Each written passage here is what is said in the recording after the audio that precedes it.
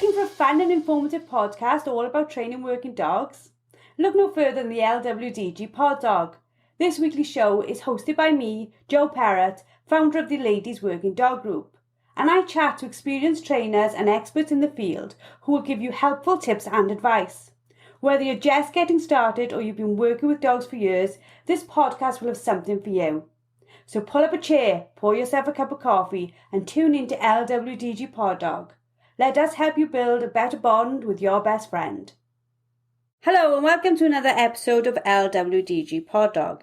This week we're going to be talking about the menopause and dog training. We're going to be talking about how to concentrate when you're going through changes. Helping me to discuss this topic this evening is a new face to the LWDG. On the line with me is Mandi Everson, an expert in this field without doubt. Mandi, how are you? I'm really well, thanks, Jo. How are you? I'm awesomely fab. I wanted to get you to come and do this podcast with me because we've been friends for a long time. And many years ago, when you started going through the menopause and you were talking about it, I was a little bit younger then, and I was a little bit like, I don't really know about all this stuff. I'm really not. No, I wasn't interested. It just wasn't the same point in my life.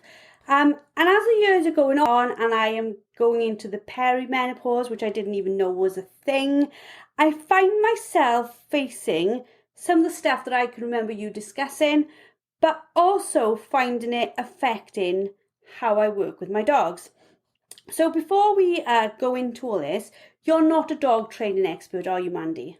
I am not, although I do have two dogs of my own, and I feel that they are well behaved. Mandi, tell us a little bit more about your background and your journey with regards to the menopause. Well, I don't know if for everybody else, well, I'm sure for everybody else, when we're growing up, we've been told about Pampers and puberty, periods, contraceptive pills, pregnancy, and then maybe about pensions. But there's this big gap in the middle that's called perimenopause and menopause. And it's never been discussed for many, many years. But I do feel that in the last couple of years, the whole landscape has changed. So this is a perfect time to keep that ball rolling and just try and ensure that women have a space and place to help each other, talk about it and get the support and information. So from my perspective, I'll be 52 this year, and I was always a very active person, very passionate, enthusiastic and dedicated.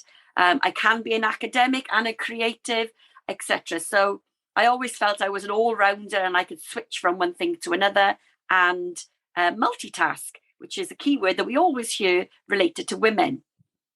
But I would say a couple of years back, I was in a job that I was managing a particular part of a program, that I was dealing with lots of different people and doing a lot of technical development stuff. But I was becoming more and more lost. I think that's the key word I can start with, is just feeling lost. I was struggling to be motivated. I think it was one of the key things. Bear in mind, I was always this enthusiastic person. So I was really feeling unmotivated. That when we're having meetings, I found it really hard to focus and to concentrate. I couldn't remember conversations or things that I was tasked to do. And so on a professional capacity, I really felt I was unraveling and becoming completely pointless and useless. But then also, of course, from an emotional point of view, that was affecting my mental well-being, and I wasn't sleeping. I was anxious, and anxiety wasn't a thing I'd ever really struggled with before. And even simple things like remembering people's names. So from my professional capacity, I was recognizing was falling apart. That's how I was describing it. And unfortunately, the environment I was working, even though I hoped and thought they would be more understanding, I felt even more so alone, under pressure and dismissed. And so I felt pretty much that I was having a breakdown. I thought I had dementia. And although I'd previously suffered with mental health, I literally felt suicidal. So I went to the GP and explained some of these situations. And even though it was a female doctor, younger than me, there was the basic understanding was, let's give you antidepressants. I started to take the antidepressants, went back for a follow-up appointment and explained that I didn't feel any better. And I used to joke about, having getting my fan out and having a hot flush. But I think when it got to the point where I was literally waking up in a bath of sweat more than once a night, only then I started to click that could this be menopause?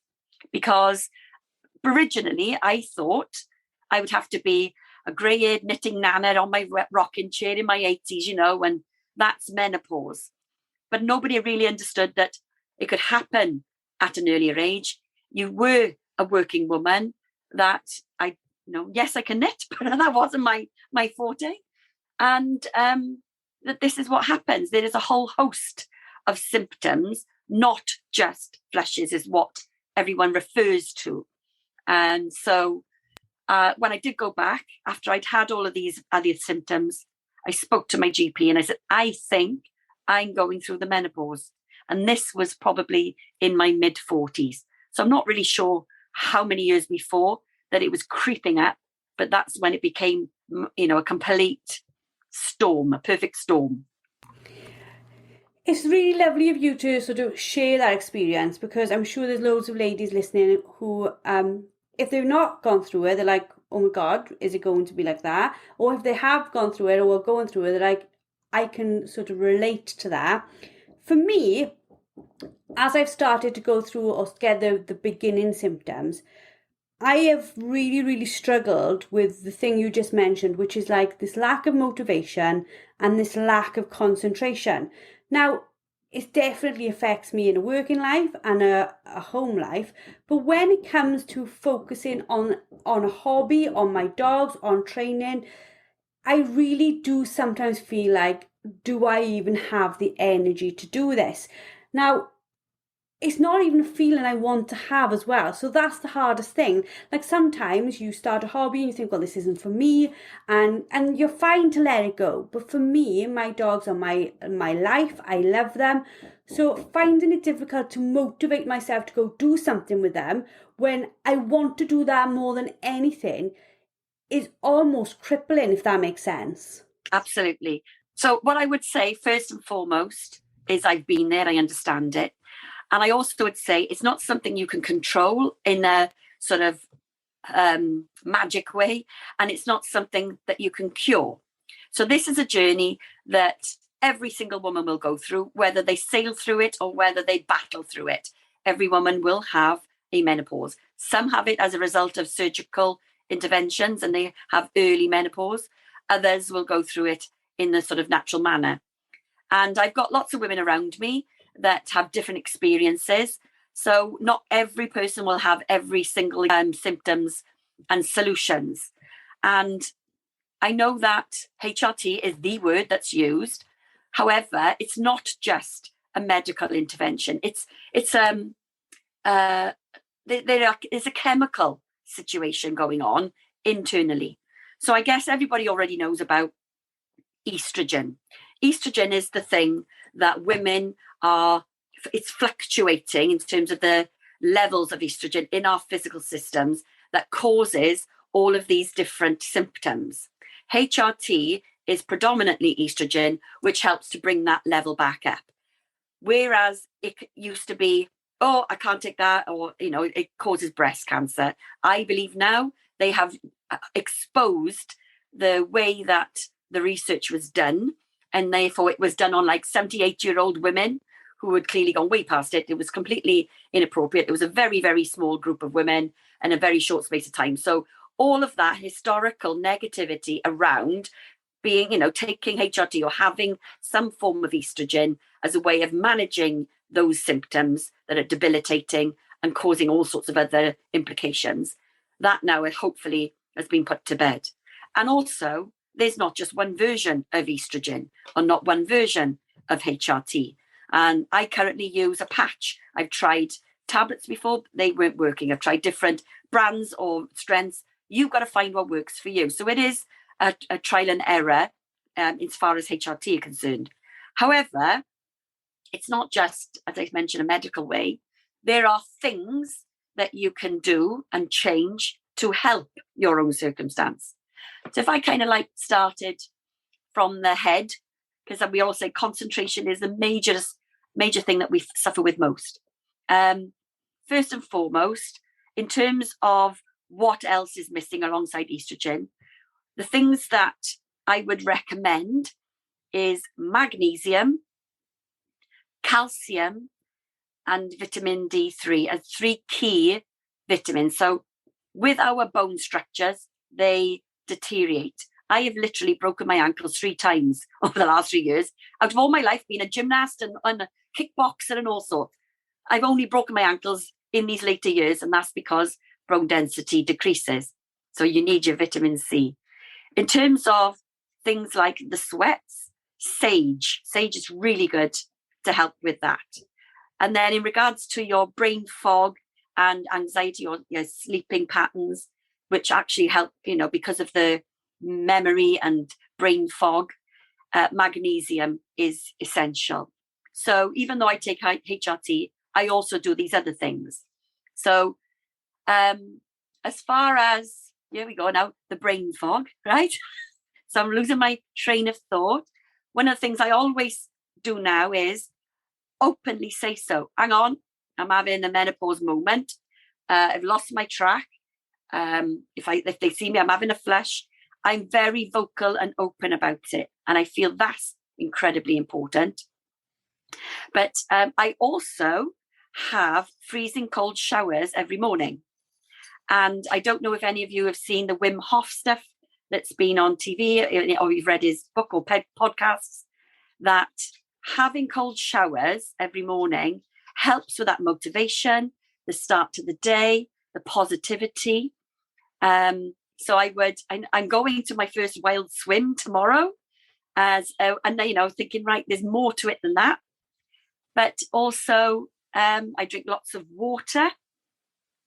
More so, I can do so more so now I'm at home.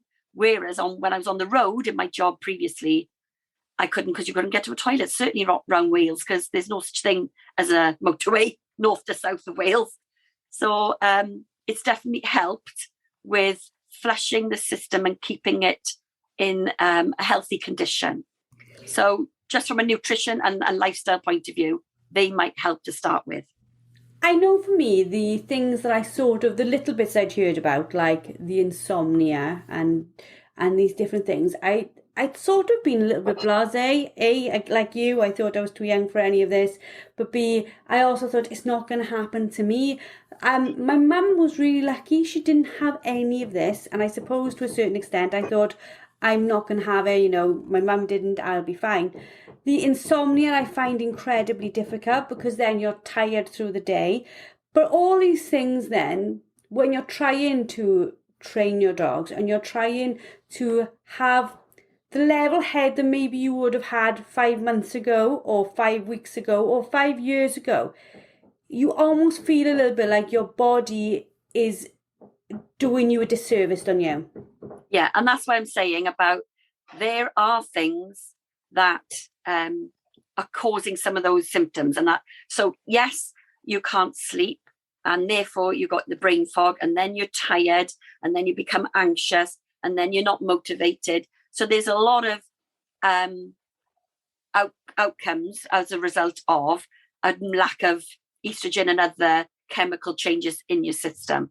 As far as being able to carry on as some form of normal, because it will be a new kind of normal, because it's a journey and it is consistent. It's not curable. So you are going to have good days and bad days. So I think first and foremost, give yourself a break. Don't actually batter yourself if you're having a bad day or a bad 5 minutes even. I would say from my own realization and admittance, do not take your electronics to bed. Number one, first and foremost, because we are very much, I can't sleep. Oh, I'll just have a look at this now. Or I'll get me, it was Arrowwood, a book, surfing the net, shopping on Amazon until stupid o'clock in the morning, or even getting up and getting my laptop out and doing some work. oh, I'm awake, I may as well do something. So there's lots of things I think I would do differently, and I am doing differently now, in that I know I was going to bed too late, and therefore I was even more tired in the morning. That I shower before I go to bed, because it kind of gives me that wind down. I have different apps, whether that's sleep music or podcasts of other sorts that are all about, gratitude, reflections, planning for happiness.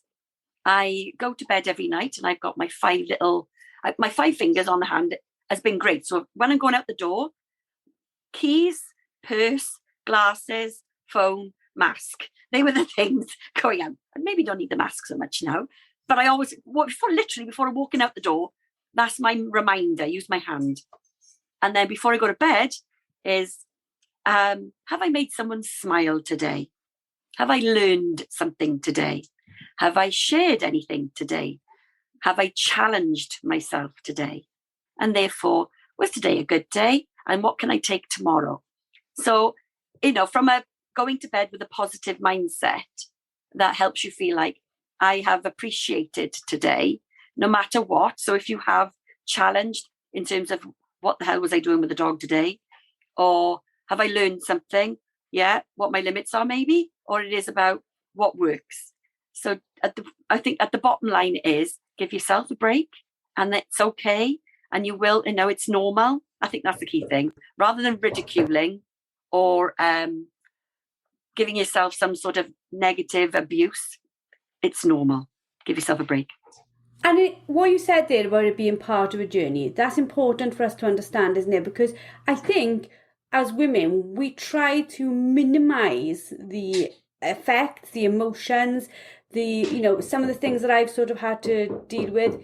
Out of nowhere, I'll get a huge sense of loneliness. Now, it won't last long. I don't even know where it's come from. I could have been chatting and happy, and then all of a sudden I'll have this huge rush of loneliness, and then I've got to let it pass. But whilst it's happening, part of me is saying, Jo, this is not appropriate. Get over it. You're a strong woman, you're a businesswoman. Get through this. Stop feeling this.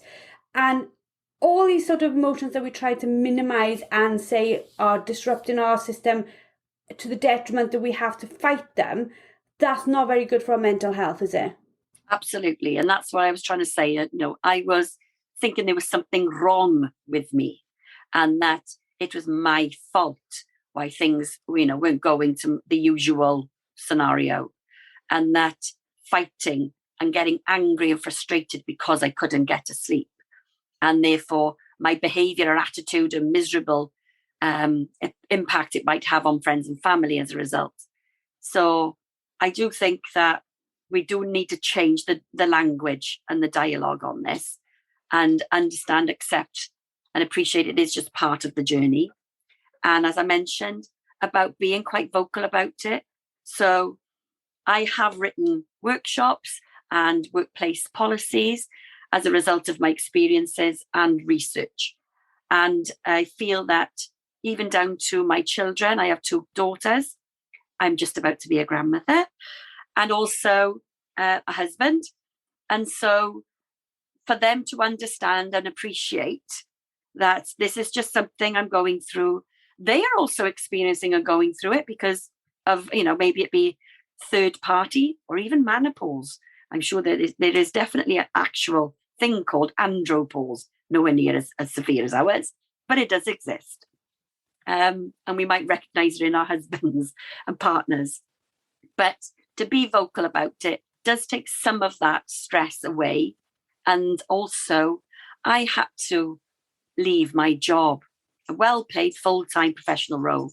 I'm now working part-time in a professional role and balancing my well-being, my financial responsibilities, and my relationships. So whether that is with your dogs or with your family and your friends, talk about it, don't hide from it, and do what's right for you. And when you're ready, you can make those new other choices. we talk about quite a lot in our group, what we call like balancing both ends of the lead, that the energy that we have passes to the dog. If we are calm and relaxed, they are calm and relaxed. You know, if we're quite anxious and quite tense, they pick up on that very, very quickly. Animals do. What sort of things can we do where we are, if we're experiencing this sort of emotion out of nowhere and we're out training, what things can we do just to sort of calm and recenter ourselves? Well, it's not something new or specific to menopause, but there's a lot of breathing techniques. So I myself, if I'm out and about, and even when I'm in a beautiful environment, surrounded by nature, with my dogs, walking on a sunny day, and then suddenly I'm feeling overwhelmed in some shape or form, I do the breathing first, which is the box breathing, they just call it. You breathe in for 4, you hold for 4, you breathe out for 4, and go round in a square in that format. I also do 5 things I can see, 5 things I can smell, 5 things I can touch, as a way of distraction from those feelings that you are going through at that point. And with our dogs, do you know what? I hug and stroke my dogs as a way of that animal therapy. It's imperative. And for me, the reason I got my dogs was I had to go out and walk them, but predominantly it was for my mental well-being. You've got to walk your dog, you've got to train your dog, but the rewards you get back and the love that you get, I actually use them as part of my resources, if you like, and therapy. So if you are going through that stage where they're not listening to you, you're feeling like shit, the world's falling apart, do the breathing, take that time out about distracting your thoughts onto something else, and take a step, hug your dog, start again. You're very accurate about how, you know, when you spend time just calmly being with them, it can definitely help your mood swings.